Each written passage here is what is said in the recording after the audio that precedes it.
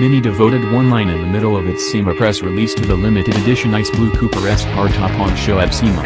We'll give it a few more live. The Ice Blue Hue hasn't been available since 2013, and Mini's being coy about how long the color will hang around.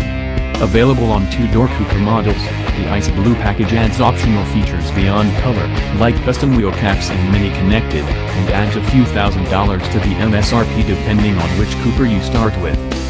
Ready for the big Mini news?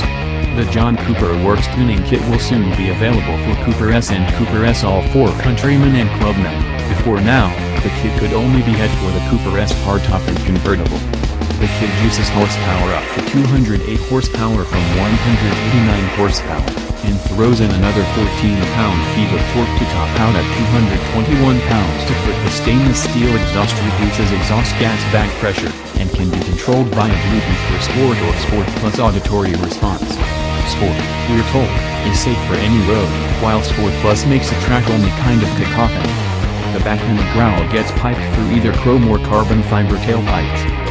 The JCW tuning kit goes on sale in January 2018 for $1,950, and can be installed at any Mini dealer.